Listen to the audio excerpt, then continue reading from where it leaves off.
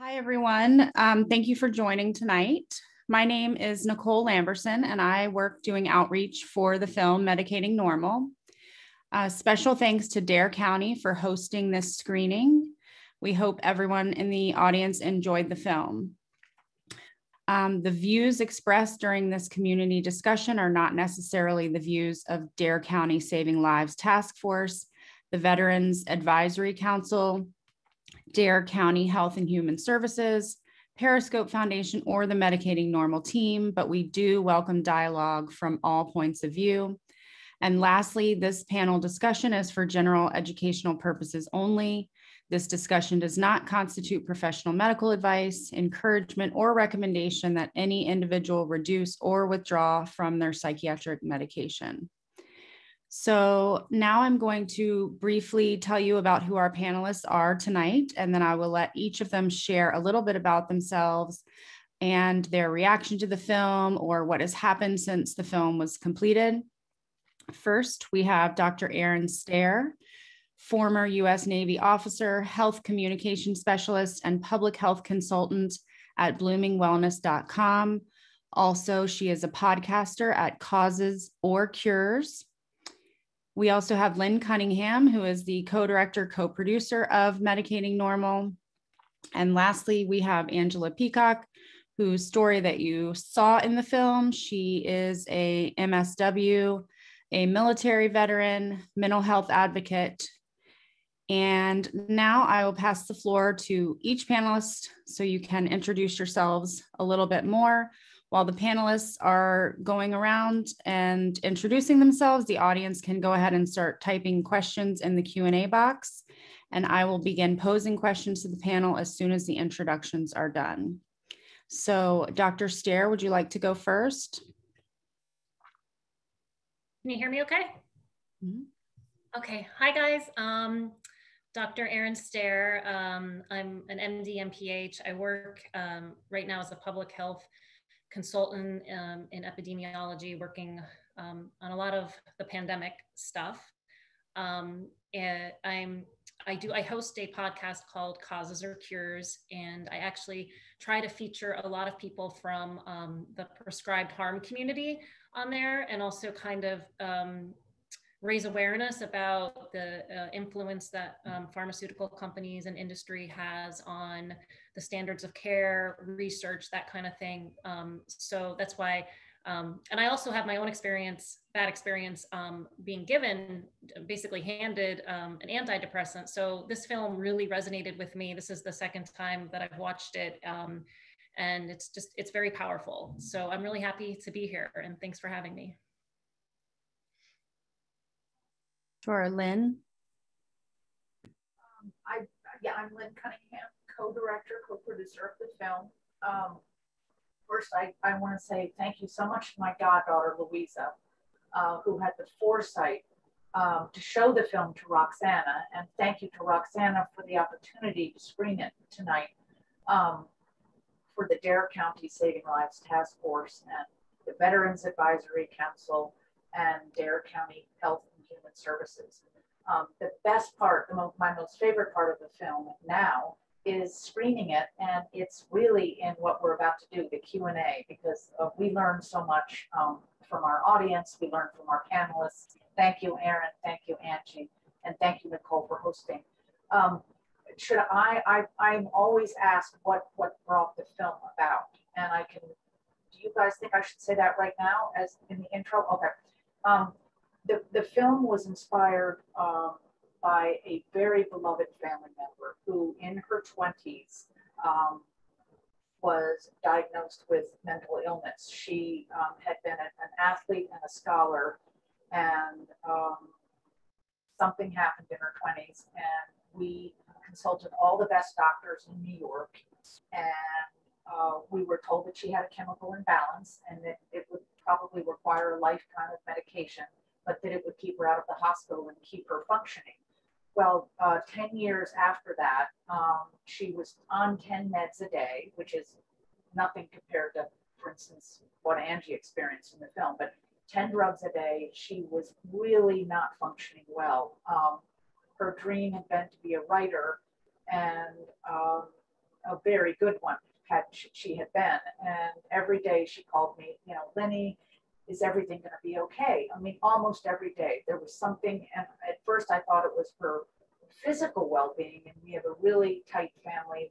You know, we'd all pitching in and we'd all support her, but you know, she was watching all of her friends, you know, rise to the top of their careers, and she couldn't hold down a job, and she was on disability. And so this phone call came every day, and it just crushed me, because I eventually realized I'm not really answering the question for her, because I don't really know what she's going through. So that is what led me into reading as many books as I could, looking up, you know, the drug labels, everything I could possibly get my hands on, and starting, which led to the research that then led to making the film. And you know, we interviewed for the film hundreds of people across the country, many people who were in the same situation, different. You know, every story is different, but the pattern was just kept repeating itself. And it was at that point that my filmmaking partner, Wendy, and I realized we have to tell this story. It's not the only story about mental health out there. You know, there are many different stories. It's not the only reality, but it was one that was not being reported on by mainstream media at all. It's getting a little bit better if you start Googling now, but nothing. So we went on this wonderful quest, and of all those hundreds of people, we chose our cast of subjects that you met tonight, really based on their, you know, diversity, geographic diversity, because this was happening all over the country, but also really their ability to tell their own story in a very compelling, articulate way. And we chose our experts similarly. You know, there are many great doctors out there who are beginning to be aware of this, but there are many who are not. And the group we chose are courageous. Many of our experts started down one path, realized they were harming people, turned around and learned, and then went another way. And that they are my heroes too. So thank you for watching, and we can't wait to talk about the film. Angie. Hi, I'm Angie. You just saw part of my story in the film. I'm 5 years, 3 months off of all medication. Not that I really wanted it to be that way. It just kind of happened that way. I still suffer from some neurological deficits from that.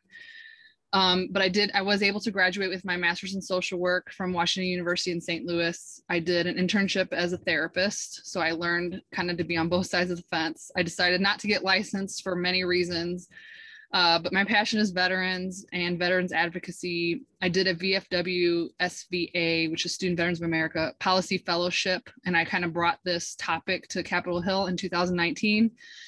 And just tried to raise alarm for polypharmacy, which means when people are on multiple drugs, when veterans are on multiple drugs, and the impacts of that, especially when most of my generation has brain injury and post-traumatic stress.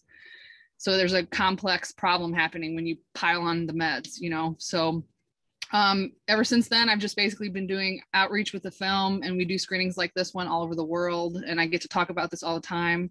It's part healing and part re-traumatizing for me all at the same time. But thank you for being here, and I look forward to your questions.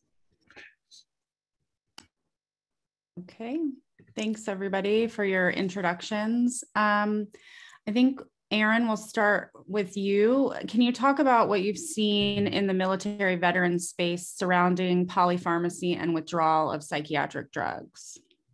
Yeah, sure. So I'd say first and foremost, there's still a lack of awareness about when it's happening and how it's happening.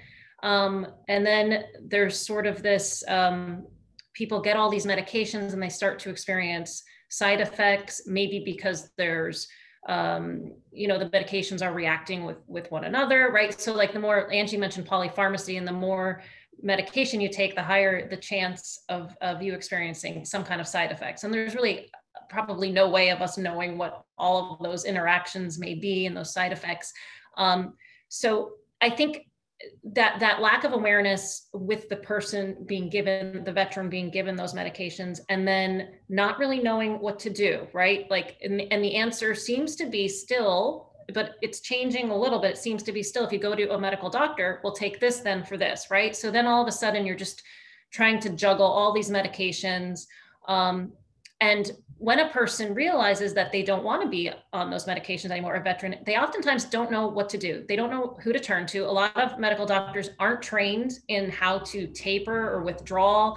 In fact, when some people have written me privately and they're like, hey, Erin, even some of my West Point classmates, because that's where I went to school, and they're like, what do I do? Like I'm special forces, I'm on this antidepressant, I want to get off it, but my doctor doesn't know how. So what do I do? So there's a lot of lack of awareness, where to go for support. And, and if you go to a medical doctor, like, it's sort of that old saying, like if, you have a hammer, everything's a nail, right? So everything's going to be, if you go to a psychiatrist, it's going to be like, you have this diagnosis, that diagnosis. So there's a lack of awareness on the provider side too. And a lot of people aren't trained in how to help somebody get off of medication, which can be a really daunting process, as you saw in the film. So I think the greatest thing that this film can do is raise awareness for people who get on medications, and also for providers. Like this could happen. Like this may not be your intent. Of course, you want to help people, but where does helping become harming? And that's what really, my goal is always to kind of bring more holistic approach into, especially veterans issues, but everybody. And that holistic is like, what medication are they on? And what else are you missing? Like, what else is missing in this person's life? Are you just, hiding their feelings? Are you helping them handle their feelings? And because there's so many other options out there now. So hopefully that answers it needs a lot more awareness. Yes. Yeah. I think I'm told that I said Navy when I introduced you, and you're actually sorry about that. It says Army on the paper, and I don't know where my brain came up with Navy, but somehow it did. So my apologies. That's okay. So a question for both Erin and Angie: what do you think is the impact of pathologizing post-traumatic stress? I'll say a little bit something first, and then you can go second, Erin. I don't know. I think looking back, I didn't know this at the time. It was years later. Now I look back and think the way that I reacted when I came home from war was actually the normal way. Like if I wasn't affected and I was numb and stoic, that would be a problem. That I would hope would be an illness or something, but the way I reacted, like having panic attacks and staying awake at night because I was worried, I see all those symptoms as adaptive. So in a war zone, when you stay up all night, it's because you have guard duty in an hour and you don't want to get deep sleep, or you're hypervigilant because you're looking around everywhere because you don't want a bomb to go off, So, but then you get on an airplane and you fly back to the United States, and all of a sudden that is an illness. And the cop-out response is always like, well, yeah, you should let it go when you leave the combat zone. And when you come home, you should just like turn that switch off and get back to normal and get on with your life. But unfortunately, like that doesn't happen. But where do those symptoms come from? Well, it's an evolutionary adaptive response to danger. So like that kept me alive.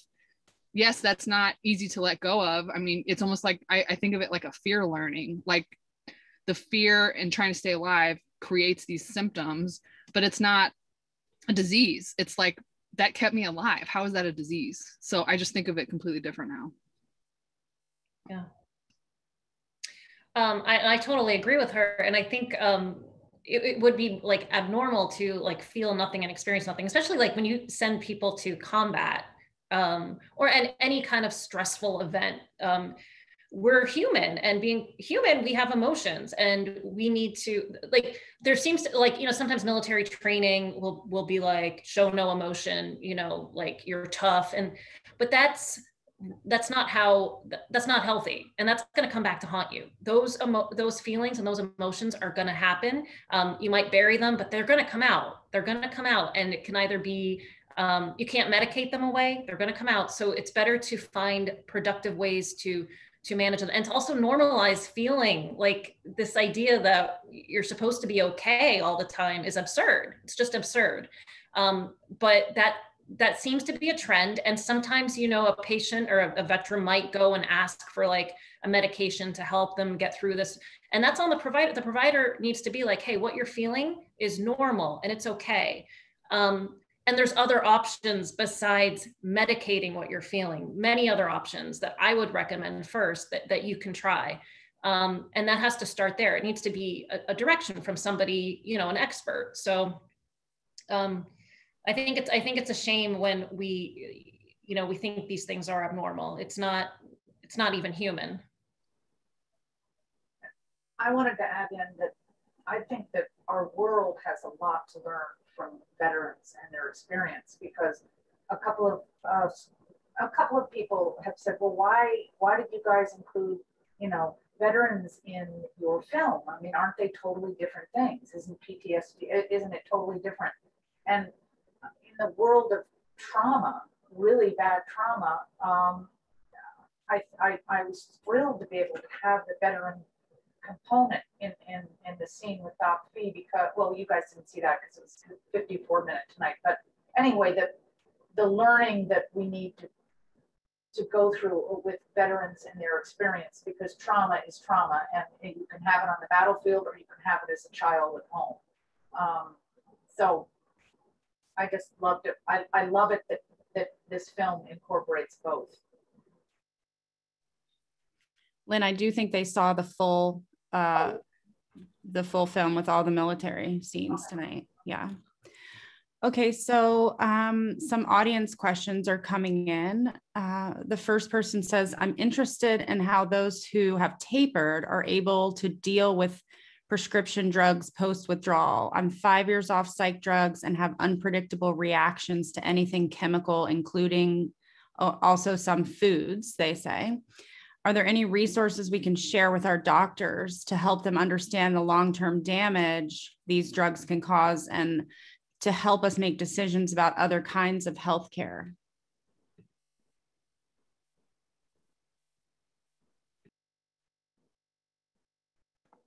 Well, I can speak to that. So that does happen. You do hear about reactions to different things, and this area has been really fueled by patient testimony. It's really kind of like an area where people have educated providers, and I think that's important. And whoever asked that question picked up on that. Like, is there anything you can give your provider? Sometimes I think doctors don't listen to patients. So, you know, you might have to go through that, which is a frustrating process by itself, because you're trying to be heard and they're like, oh, I know more than you, which shouldn't happen, but I know it does. But there are forums out there where I think they're great, like the Benzodiazepine Information Coalition. They deal with benzos. However, they do connect to other things. There's like a whole prescribed harm community online that has, I think, become very organized, like grew. They talk to each other on Twitter all the time. They share stories and they feel less alone, because they're like, someone can think they're crazy. Like, I have this really strange side effect. I don't know what to do.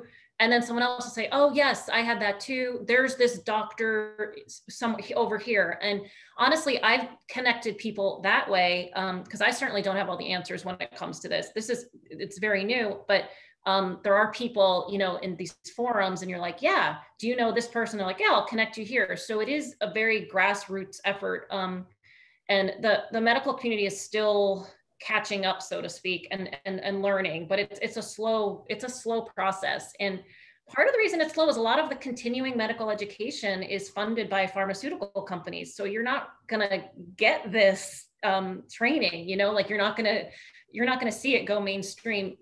Maybe it will in the future, but it's not there yet. And maybe, I know, Angie, you probably know about some of the prescribed harm, like forums and stuff like that. Maybe, yeah. Yeah. Well, first, for that person, I'm 5 years, 3 months off, and I still have reactions. I still have side effect, whatever you want to call it, damage. It's at a certain point, it's not withdrawal anymore. Like, you have central nervous system damage, you know? So, but what I've learned is, like, when I try to talk to providers about it, I mean, I've paid like thousands of dollars out of pocket for functional medicine doctors, and they don't even believe me. and the reason I know what happened to me is because like I've been in my body. Like I know that I was pretty fine and pretty normal. And like I was even like working out 5 to 6 days a week at CrossFit. And then as I tapered that last drug, it just completely blew up in my face and I was like brain damaged overnight. So like I know there was like a clear cause, and it was the day that I went off the drug, you know? So, but really at a certain point, I don't know, it's like a grieving process. Like you try to explain it to your provider, you go for validation, you want to like have your harm validated, but most of them have never listened to me. And at a certain point I had to like let go of the need to like convince anyone because they just don't know, you know. But last thing I'll say is I really want to write a paper about, because we do meet providers sometimes that say like, this is rare, or I've never seen this in my practice. And there's lots of reasons for that. And one of those reasons is when we go to tell our providers and they don't listen, it's like they don't hear it, you know? So like there's reasons providers are not hearing it or seeing it because they don't know what questions to ask, or they're not listening intently to their patients, or they're not noticing the patterns. But can you help them? They have 8 minutes with the patient. I mean, how do you really have time to sit there and listen to what's going on with the person, you know? So it's a whole systemic problem, but yes, it's mostly grassroots. Some of the organizations I would recommend, they're all on our website at medicatingnormal.com. We have a tab for resources and withdrawal. So I would go there, but we have like survivingantidepressants.org. We have the Inner Compass Initiative and the Withdrawal Project. We have Benzo Info Coalition. There's a couple, but it's all grassroots. It's all lay person wisdom that people have figured out how to get off prescription drugs, and they help each other. And I know that sounds crazy, but in absence of medical help, what are we going to do? So that's kind of what happened. Okay. So somebody wants to know, is there any movement to educate military leadership, including the VA, about normalizing emotion, being, you know, that it's healthy and okay to have emotion?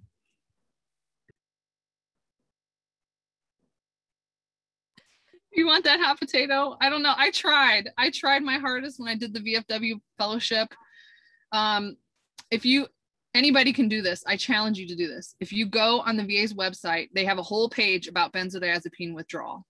If you follow back all of their citations at the bottom, it literally takes you nowhere. There is no evidence base for withdrawing someone from benzodiazepines. I followed it back myself. I did my own literature review. I pulled all the research that I could find. They are aware of the problem. However, they're taking people off entirely too fast. And what happened a few years ago was when the opiate crisis happened, veterans were on opiates and benzos at the same time. And they told the veterans, pick one, come off the other. And these guys got ripped off, one or the other, extremely quickly. Our suicide rate is 20 to 22 veterans a day, depending on who you listen to. It could be more, I don't know. I wonder how much of that was due to too fast tapering or cold turkeying people off drugs. There's so many problems in the VA, I can't even explain it. I know there's good people that work at the VA that want their, you know, some people want their patients off to be healthier or whatever, but they're doing it the wrong way. And like I said, the evidence base is not there for the way that they're doing it. Erin, it's all you. So the question is there a movement to normalize emotion? And from my experience, I think, so the term holistic, the way I've seen it kind of like used in the military and the Army is not necessarily the way that I would recommend. But when you say holistic, I think it's important to normalize feelings, you have to understand like how your feelings affect the way you think and how that affects your physical health, right? Because that's the connection that you really want people to make. That's a practice. And I think there are probably individual therapists, probably not MDs in the service, or maybe who work with veterans and that kind of thing, who can help somebody do that and help that person understand that, yes, of course, this is normal and you don't need to take a pill for this. We can talk this out.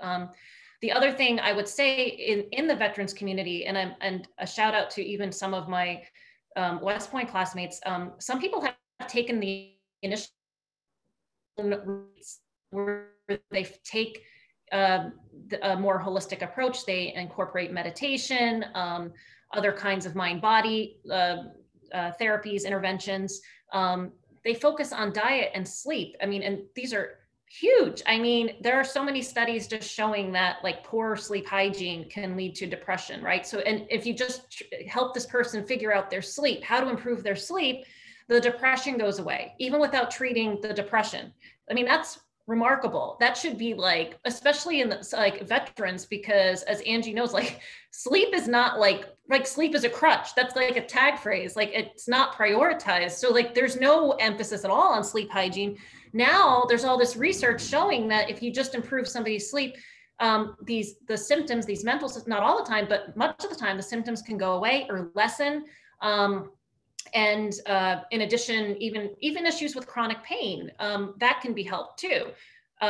There's other, there's yoga, there's diet, like, and these are things that need to be emphasized, but they're not, and there's reasons that there's pressure. Like if you go to an MD, there's pressure to like see someone and then, okay, write a prescription, everything's coded. That's how everything's documented. There's that kind of approach is really lacking. The system doesn't allow for it.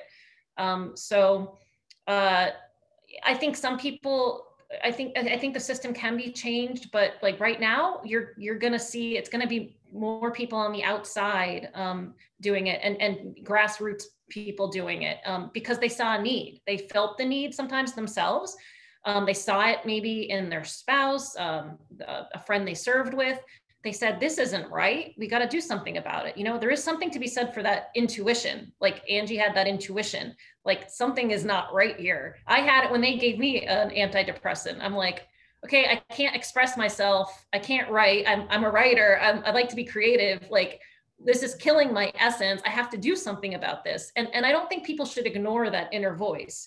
And if a provider, if you express that to a provider and they ignore you, then go to somebody else because that intuition matters. It really does. Before you go to the next question, we'd be remiss to mention the VA whole health program. So it doesn't really like recognize that medicines, in combination can hurt you or anything, but it's kind of a shift to a more holistic point of view. So, but I don't think every VA has it. I know I've used it through the St. Louis VA in Columbia, Missouri. So basically what whole health is it's more a holistic approach. So I've gotten a nutrition counselor through that program where they call me like once every few weeks and we set goals together. They have like Qigong and yoga classes and acupuncture and chiropractic, but some of it is very touch and go. Like it has to be fee-based out to community care, paid for by the VA. There's a lot of hoops that you have to jump through to like get it and get signed up. And then you actually get the appointment, which I think is like, the system is like almost against smooth care. Because when you're depressed and you're in pain, like the last thing you want to do is like wait for 5 appointments to be made before you get to see somebody, But I will say VA Whole Health, definitely check that out if you're a veteran and you're looking for other options for mental health or physical health. So maybe Lynn, you could answer this one, or everyone can chime in if they have something to add. Someone says this issue is so multifaceted. Awareness is a start, but I feel like it's taking a nail file to dismantle an iceberg. So what can we do? I think we've gone back and forth, and it was very interesting making the film because we had these tensions where will change take place from the grassroots up, or will change take place by convincing the top medical schools and doctors on down. And I think what we ended up is realizing both are important. But for someone who is, I think education, Angie talks about early education of giving someone just self-care, in elementary school, what self-care is about. Sleep is part of self-care. I think people need to get the word out. They need to read. There are many, many, many good books, many, many studies, and they're not pushed by mainstream. They're not easily found. But now we have a website for the film, and there are these other great websites that we're going to link you to.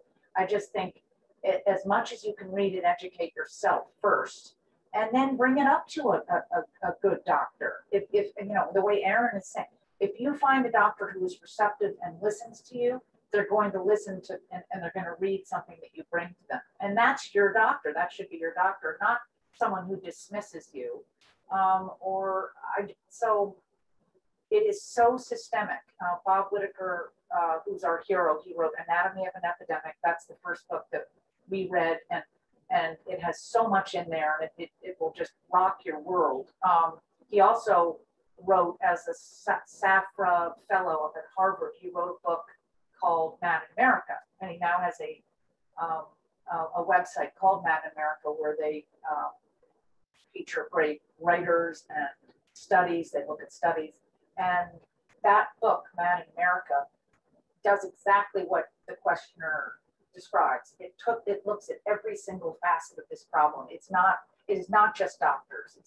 It's insurance. It's a guild mentality where psychiatry wants to, protect itself. It's so many different things, and you just need to be aware of how big it is. But I really think in the end, it's a person's decision to either be medicated or not, and they need to be educated. So I've gone down to, it will be a grassroots change movement, I think.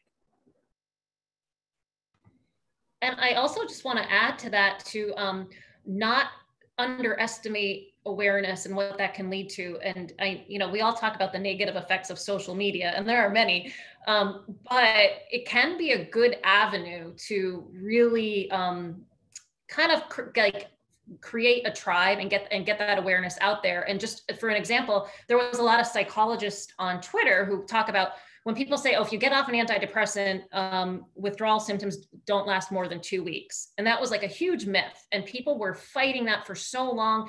And a lot of psychologists, epidemiologists, psychiatric epidemiologists, and they kept publishing papers. They kept tweeting like research evidence.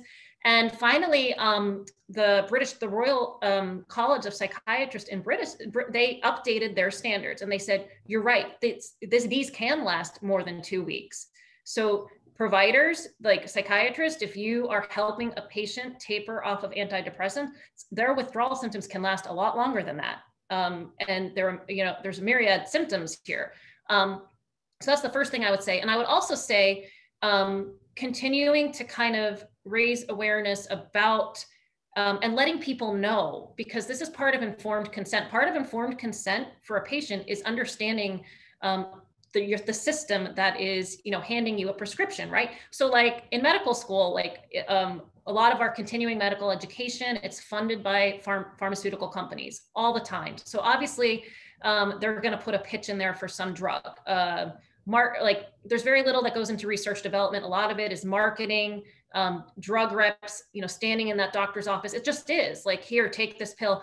Even if there's not much therapeutic value, they have I just did a podcast on the dominant biomedical research agenda, heavily influenced by industry. And that means that this is the research, it's going to be drug biased. It's going to be in the top journals. And guess what that's going to do? That's going to bias the standards of care, right? Because it's just, the whole system is geared towards this. So I think kind of understanding that too will help you understand, I guess maybe come to that realization, well, maybe there are other options out here. Maybe I can try a cognitive behavior therapist, right? Who's going to work with me rather than take this medication. And I highly recommend that. So, yeah, it's a challenge. It's kind of like David and Goliath, but it's a fight. It's definitely a fight worth fighting. Angie, did you have anything to add to that, or? I could add just a little bit from the patient perspective that every day I'm in most of the Facebook groups for patients and a couple of the forums that are more anonymous, but every single day, you just read one the other day was, my doctor doesn't want to see me anymore because they want me to come in person. They don't want me to do telehealth. So because I didn't come, he cut me off my antidepressant. What do I do? Another one will be cut off of a benzo and I'm at the emergency room and they won't give me any more benzos. What do I do? And we're like, you're at risk for a seizure. You know what I'm saying? You could freaking die. So I just want to say, yes, it's an iceberg, especially watching patients go through the exact same thing I did every single day. And you just pick a drug and it's happening across the board in so many areas. Like even during the pandemic, it happened a little bit with supply shortages, or, you know, your doctor retires and then you're stuck. And now what are you supposed to do? And you go to a new doctor and they say, I'm not prescribing you that. So like it happens every day. It's just really sad to watch it. It's sad to watch people say, you know, like even young women, I want to get pregnant. How do I get off my antidepressant? And then they didn't know, and they find out, oh my God, I can't just get off of it. It couldn't take me 2 years to come off or whatever and heal. So it's a widespread issue, you know, and it's something that keeps me awake at night when I see these posts, and I wish I could answer all of them and I just can't, you know, it's happening everywhere, every day. So person says, I also have my MSW as of a week ago. Congratulations. My question is, what can I do as a worker and as a clinician when working with people who are on multiple medications?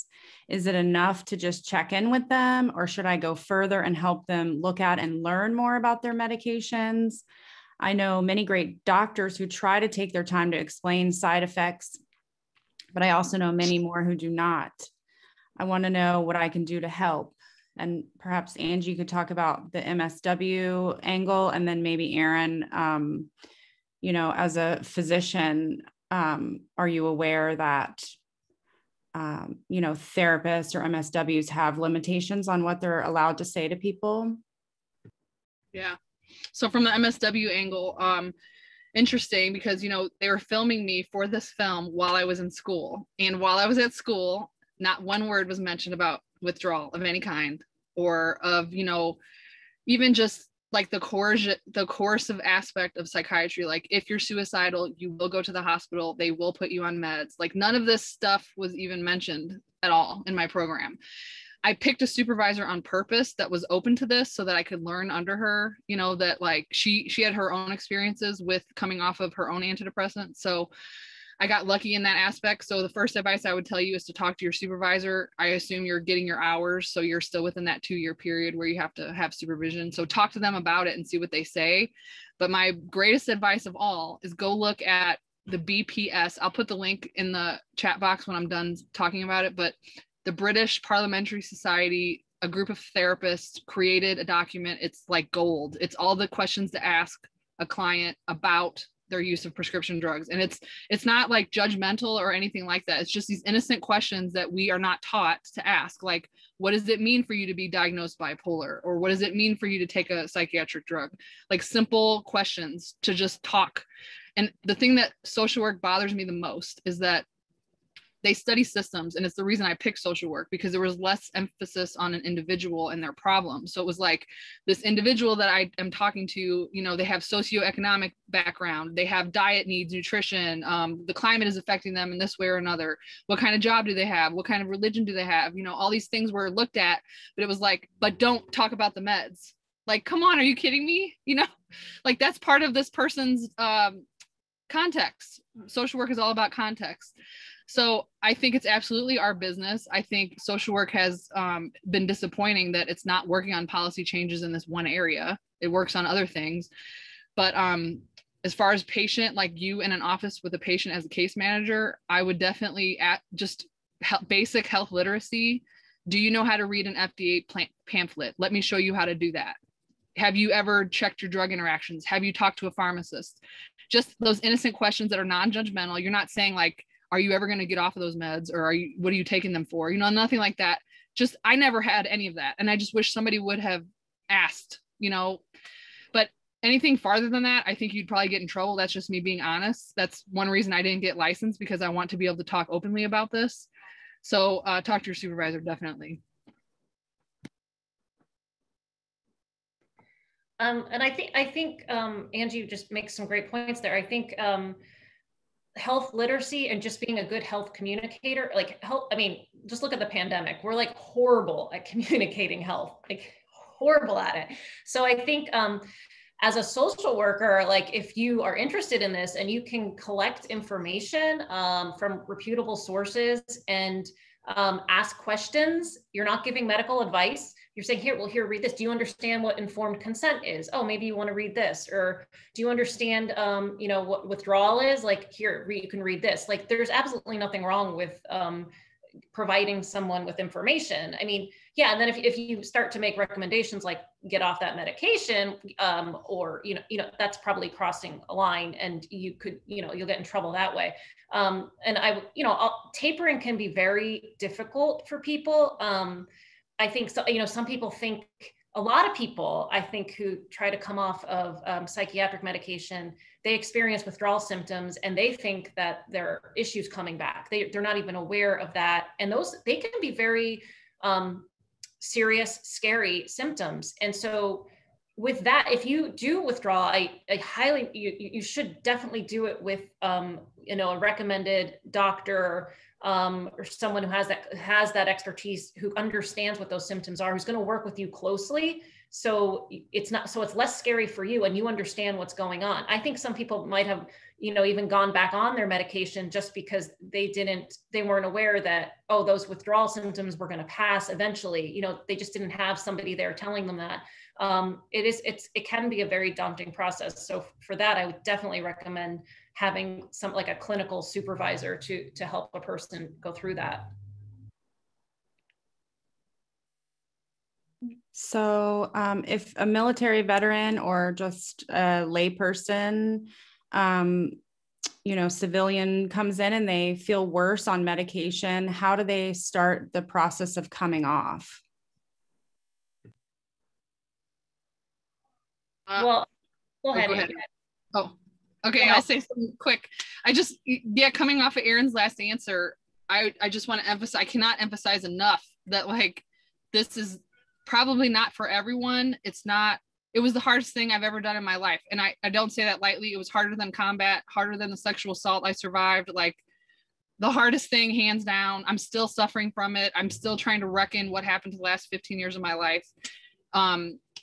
It's not something to take lightly. It's not something to do overnight. It took me at least 10 years to get off the 18 that I was on. When I mentioned in the film 17 was actually 18, but it took me 10 years from that point to get like off of everything. And like I said, that's not what I planned. I was trying to do a harm reduction approach. And the next thing I knew, the last drug like totally turned on me and I had to get off of it. So it's a long process. You have to have support, like family support, friend support, be connected to the network of people that have come off and are going through it themselves, a supportive therapist that believes you and validates you, a prescribing doctor that will let you taper as slow as you want, that is willing to like look into it and do research on their off time. Like these are things that set people up for success. It's not something, I can't tell you how many times I've seen patients go off overnight. They're right back on their meds. They're in the hospital. They're put on 5 more, and then they have 10 more years to taper. Like, don't ever do it that way, But like I said, on our website, we have tons of resources. We have a reading list, and we always like to say, like, don't believe anything I say. Like, go read it and do your own research. Don't believe anything I just said. Just go do some reading.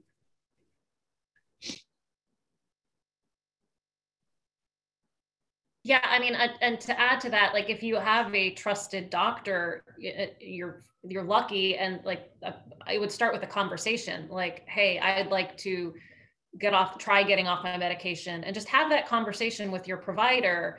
And there are good doctors out there who will listen to you and help you and have that knowledge of how to taper.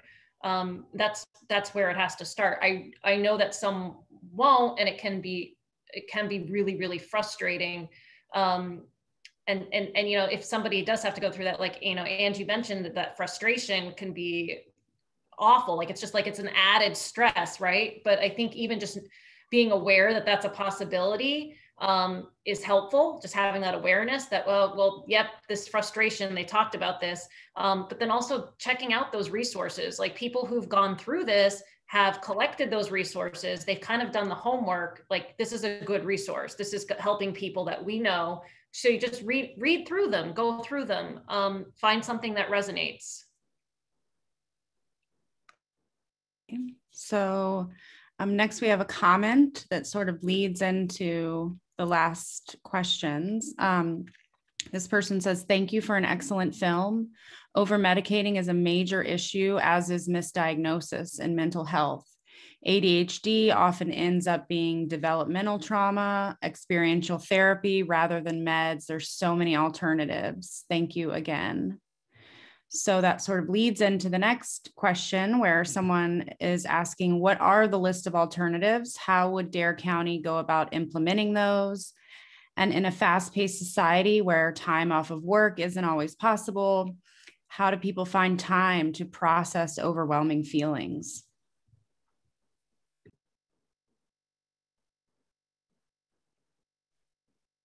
That's a lot at once. Erin, go ahead. That's a great question. And I think too, one of the things that like we haven't touched on is like money, right? Like, because a lot of people, we have insurance, some people don't, but like, how are we going to pay for this, right? Like, and that is a problem with, especially with the U.S. health system. So through the VA, well, I would say like the biggest, to me, I guess the most successful options would be working with cognitive behavioral therapists. They really are trained in how to make that connection between feelings and like what you're thinking and how you're feeling, and physical health, mental health, and all of that. And they help you create that kind of awareness. There's now telehealth options available for that. I mean, there's some apps, but I used to work in the digital app world. I kind of prefer the human connection, but then, and some people, like if you want to remain anonymous, which I know some veterans might feel more comfortable, there are kind of like those anonymous options available. I would just recommend looking for one that maybe has gone through a clinical trial or has been tested or is being, sponsored by like a reputable institution, because anybody can put anything in the app store. Of course, there are functional medicine doctors. They can be expensive though, not necessarily. There's nurse practitioners.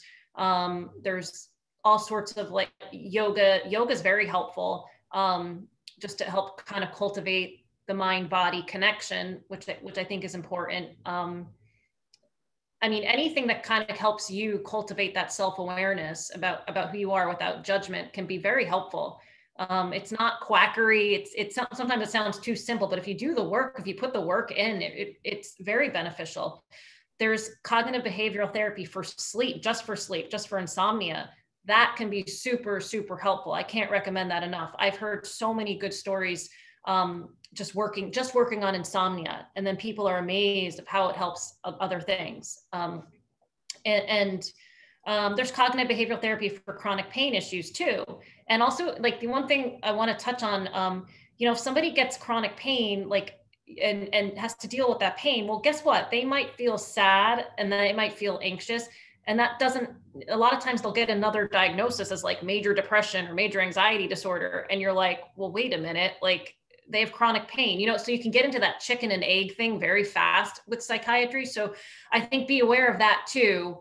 Like especially if you're given all these diagnoses and you're like, is this me? And but think about, maybe it is, but think about those connections, those chicken and egg connections, because maybe if you can get the chronic pain issue under control through sleep, through an exercise program, through a functional practitioner, then those other things will go away, right? And you won't get that diagnosis. So just things to think about. I could say a little bit more about you. Everything you said was awesome. The one thing I learned in my therapy internship was, like, every person that was a client, or, a person that was in my office, I don't even like to use the word client, but every single one of them had a reason for what they were feeling. Every single one of them. Not one of them came in just like, oh, just some chemical imbalance landed on me. No, they were like living in poverty, being a school bus driver, being a Black woman in the middle of St. Louis, being an immigrant on papers. Of course you have anxiety. If you didn't have anxiety, I would be worried about you, There's always a reason. There's always a reason. And I was just thinking about this the other day. I started to get like this little headache, and I was like, oh, what's that headache about? And I was like, oh, I'm dehydrated. I need to drink more water. It's like so simple to see it like that. But then it's like, when I have anxiety, I'm like, okay, what's going on? Like, what in my environment is making me anxious. What do I need to adjust? What, you know, so it is kind of a self-study. We're used to like giving our power, like go to a doctor, talk about your problems. They're going to give you a solution. They're going to fix you. But really, I think the key to mental health is figuring that out for yourself. Like it's your body, it's your life, it's your brain, and it's precious. And I can't say that enough because mine has been so damaged by this giving my body and my power over. So as far as like, somebody asked about time, like when do I find time to process emotion? I just lost my service dog of 13 years, and I have been grieving for 2 months straight. And just yesterday I went to PetSmart because I'm getting a new dog, and I was like, I need to get, you know, new dog bowls and a bed and a leash. And like, I was looking at all these things, and I just started crying right there in PetSmart. And I was like, it is what it is, you know, like, so there's not really a time essence. It's more of like a willingness. Like, do I want to feel my feelings? Is it okay? And maybe I don't know how because nobody ever taught me that, but I'm going to try to figure it out. And maybe there's some free resources, like Erin was saying, all this stuff about yoga.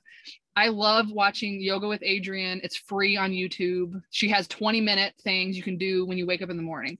I listen to podcasts when I drive. Andrew Huberman, I love him. Lynn loves him. We want him to be a panelist someday, but he does a neuroscience podcast, talks all about sleep and diet and how these things affect your mood and your brain. And I just am fascinated by that. So there's tons of information that you can listen to while you're doing other things. You don't need time. Like while you're doing the dishes, listen to a podcast, or, you know, while you're waking up in the morning, do some stretches in bed. So time is not an excuse.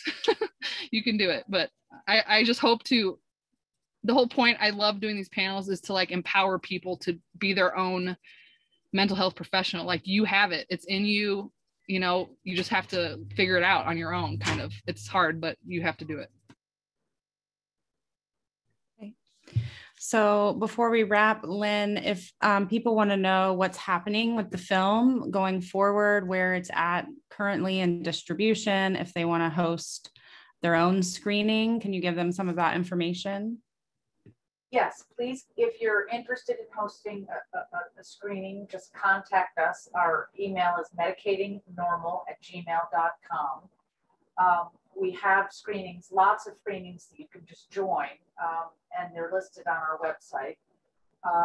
We have an educational distributor who's distributing into colleges and not hopefully med schools, but not as many as we hope, across the country. And we have an international distributor who's helping us broadcast abroad.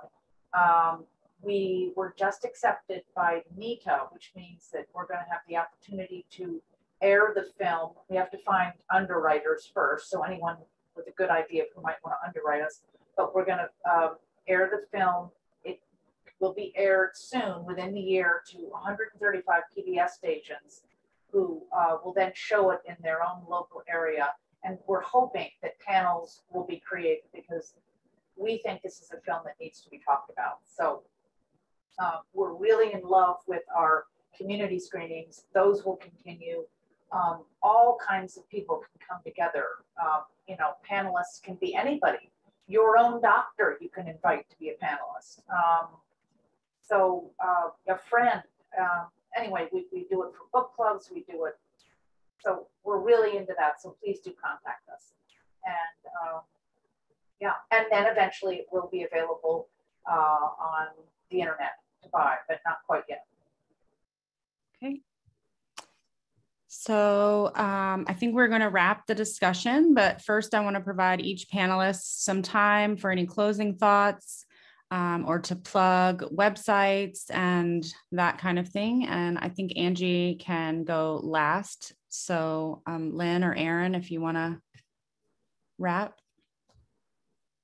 Yeah, I just want to thank you guys for inviting me to the panel, Lynn and Angie. Yeah, I guess I would say the most important thing is to not ignore your intuition. If you feel that if something doesn't feel right, and if you start to feel less like yourself, don't turn away from that. Tune in. Don't be afraid to tune in. Because that's the first start, that just kind of cultivating that type of self-awareness, who you are, honor that. And that can be just super, super valuable in knowing, yes, something isn't right here. And don't let any doctor, no matter how many degrees they have, ignore that. And don't feel stupid. Just always find someone. There's a ton of doctors out there, and they don't even have to be a doctor, but there's tons of people out there where someone is going to tune into you and listen and help you. And because just listen to that inner voice. And just websites to plug. I have a podcast, Causes or Cures, on all the places podcasts are found. I did one with Medicating Normal. There's also one on antidepressant withdrawal and benzodiazepine withdrawal. So find it and tune in. I just want to thank Dare. Someone asked earlier, what can Dare County do? Well, Dare County is starting to talk about this. This is a great, I would say, keep the conversation going. Be very, very aware and don't get upset when you run into a complete wall where this isn't even a reality, because it is just starting. It is just starting in so many parts of our country. What we're talking about here is completely balderdash. So just keep at it, educate yourself so you're armed with the information that you need to get the dialogue going. A very well-meaning parent saw the film. He's in the film world, said, wow, great film, Lynn, I love it, but I would never show it to my kid. And I said, well, why not? And he said, well, because my child was suicidal and now he's doing okay and all these meds, and I'm terrified that if he were to see this film, it would derail his progress, and it would just be irresponsible of me as a parent. And what that really upset me, and it upset our team to hear that, because I don't discount what he says. But then after thinking about that, I thought, well, it's very irresponsible for us not to show the film, and not to, and maybe his child should see the film, because there are many different realities out there, and it just, you can't brush something under the rug. This is a real thing, and it needs to be talked about and acknowledged. And thank you guys for being here tonight. I don't really have nothing more to add, except just go on our website, medicatingnormal.com, for resources, alternatives, a reading list.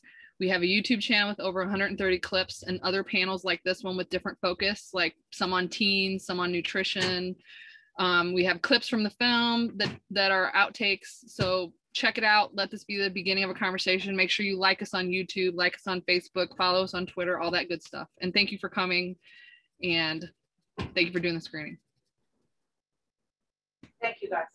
Yeah. So, thank you, panelists. Thank you, everyone in the audience. We appreciate your support and interest in the film.